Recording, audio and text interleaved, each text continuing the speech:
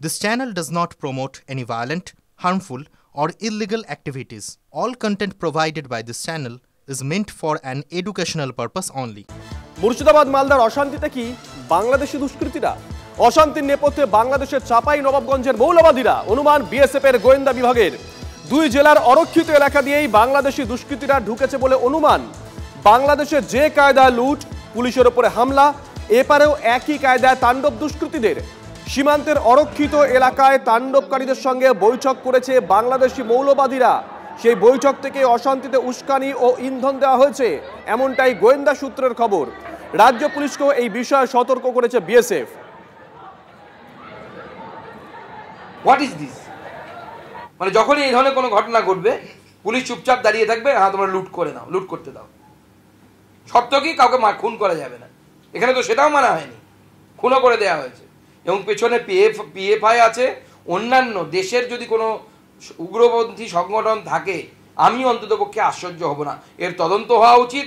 অন্য দেশের উগ্রপন্থী সংগঠনগুলো হাত থাকতে পারে। এবং আমি পরিষ্কার বলছি, বিগত বেশ কয়েক বছর ধরে, শুধু তৃণমূল আমল থেকে নয়, তার আগে থেকে বামফ্রন্ট এদেরকে এইভাবে আশকারা দিত। মুর্শিদাবাদ জেলায় কংগ্রেস আশকারা দিত, মুর্শিদাবাদ জেলায়, এই সমস্ত জেলায় ভারত বিরোধী চক্র চলছে। অশান্তি নেপথ্যে পিএফআই এর হাত আছে দাবি কেন্দ্রীয় শিক্ষা প্রতিমন্ত্রী সুকান্ত মজুমদারের। একই সঙ্গে তার সন্দেহ অন্য দেশের জঙ্গিদেরও হাত থাকতে পারে।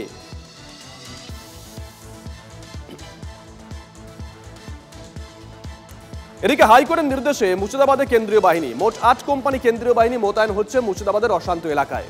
কলকাতা থেকে গেল 1 কোম্পানি, জঙ্গলমহল থেকে 3 কোম্পানি, ঝাড়খণ্ড থেকে 1 কোম্পানি সিআরপিএফ আর আরএফএফ সহ 4 কোম্পানি। মুর্শিদাবাদে পৌঁছলেন সিআরপিএফ এর আইজি পদমর্যাদার অফিসার। প্রাথমিকভাবে জানা যাচ্ছে মূলত জাতীয় সড়ক স্বাভাবিক রাখতে এবং এলাকা অশান্তি মুক্ত রাখার কাজ করবে কেন্দ্রীয় বাহিনী। সীমান্ত লাগোয়া গ্রাম এবং বসতি এলাকায় বিএসএফ থাকবে।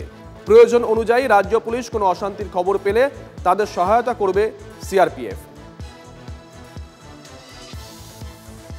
হাইকোর্টের নির্দেশে মুর্শিদাবাদে কেন্দ্রীয় বাহিনী, মোট 8 কোম্পানি কেন্দ্রীয় বাহিনী মোতায়েন হচ্ছে মুর্শিদাবাদের অশান্ত এলাকায়।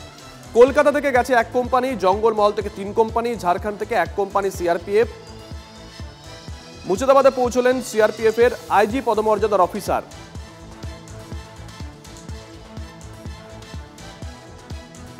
কিভাবে তারা কাজ করবেন কি জানা যাচ্ছে এখনো পর্যন্ত? কৌশিক আমাদের সঙ্গে রয়েছেন, আমাদের সহকর্মী। কৌশিক, কিভাবে কাজ করবে কেন্দ্রীয় বাহিনী?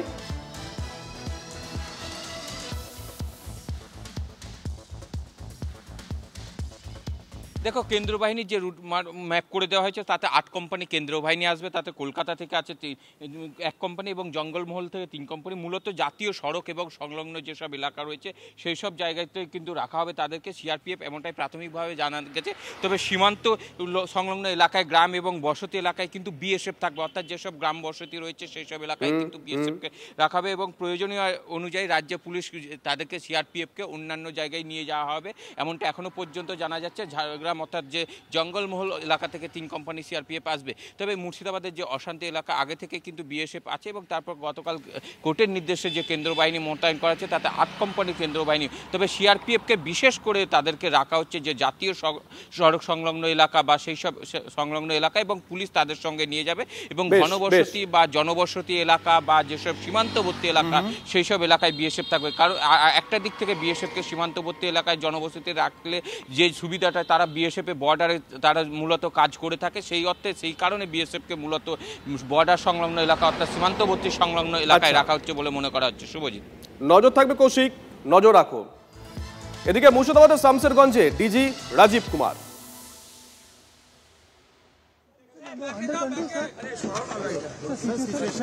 এই মুহূর্তে আপনাদেরকে যে ছবি দেখাচ্ছি, গতকালে ডিজি পৌঁছে গেছিলেন, আজকে হিংসা বিধ্বস্ত এলাকা পরিদর্শন করছেন DG Rajib Kumar.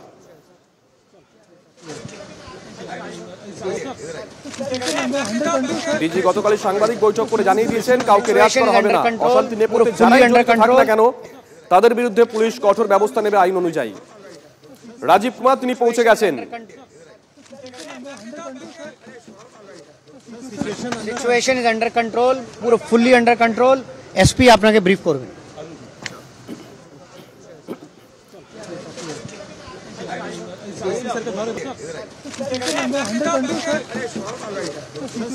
Situation is under control, পুরো ফুললি আন্ডার কন্ট্রোল। এসপি আপনাকে ব্রিফ করবেন। আমি একটাই অনুরোধ করব আপনাদের থ্রু দিয়ে, যে কেউ গুজবে কান দেবেন না। অনেক রকম গুজব ভাসছে। যদি কারোর কোনো সন্দেহ থাকে আমাদের কন্ট্রোল রুমে যোগাযোগ করুন, আমাদের সঙ্গে যোগাযোগ করুন। আমরা ক্ল্যারিফিকেশন দিয়ে দেবো যে কোনটা ঠিক কোনটা বেঠিক। Thank you. গ্রেফতার তো অনেক হয়েছে। সুতি থানায় পরশু দিনকে মানে ডে বিফোর, আচ্ছা কালকে ইয়েস্টারডে 71 অ্যারেস্ট হয়েছিল।